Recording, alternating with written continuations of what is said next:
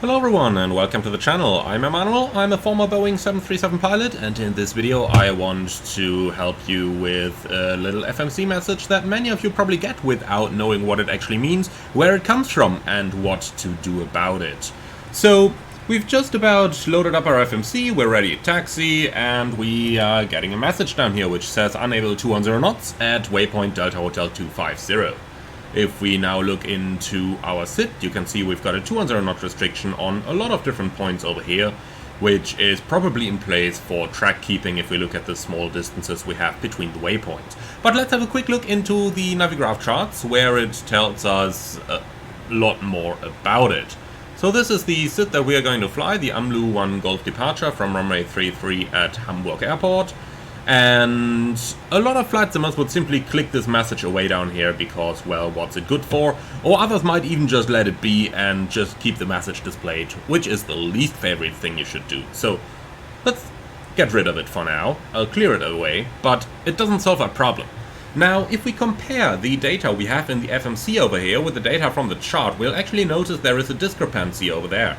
In that, in the FMC, it's a 210 knots exactly restriction, while in the charts it is a maximum 210 knot restriction. And obviously that is incorrectly coded in the FMC. Now the reason why it is incorrectly coded in the FMC is because the PMDG 737 currently uses a somewhat outdated database format.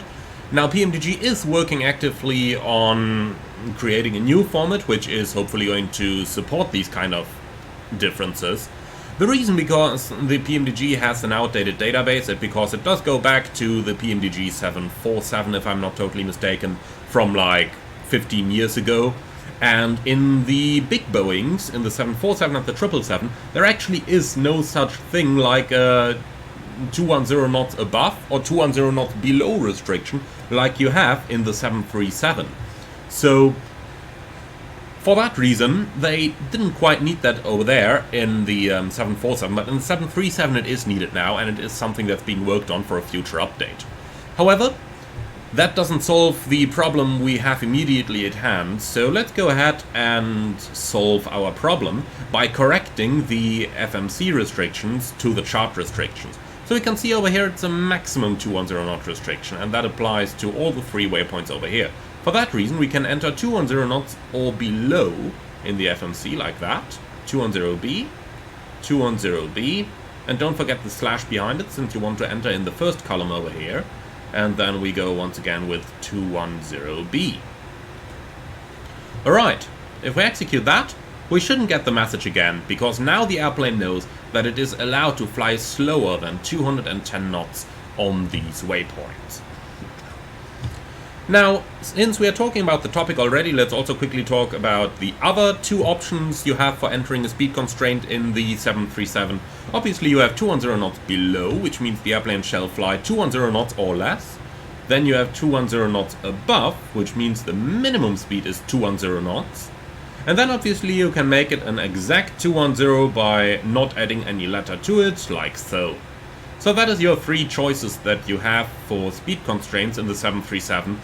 And whenever you find a speed constraint in your SID or your star in the PMDG 737, for now, until the new database comes available, you should very carefully cross-check it against the chart to be sure if the restriction is an above or below restriction.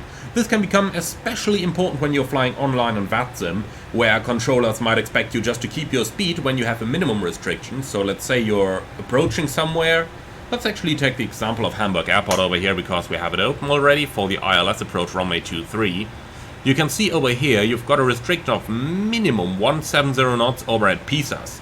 Now in the 737, or rather in the PMDG 737 FMC, that would be coded as 170 slash over at PISAS. So the airplane would aim to slow down to a speed of 170 knots by PISAS.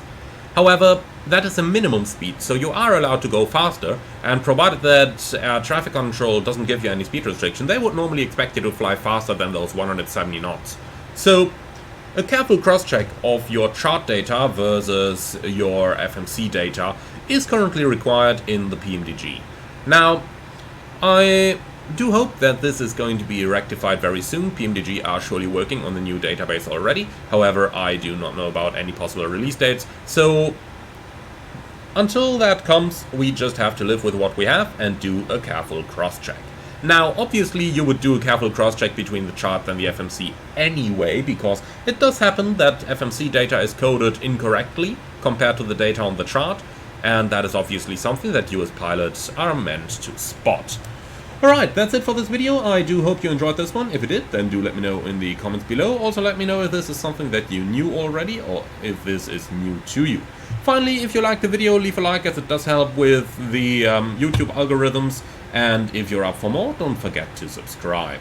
Thank you very much for watching. I'll see you all again very soon. And in the meantime, if you really love what I'm doing, I would appreciate a small donation through the Buy Me Coffee link in the video description below. But until then, thank you very much for watching, and I'll see you all again on the next one.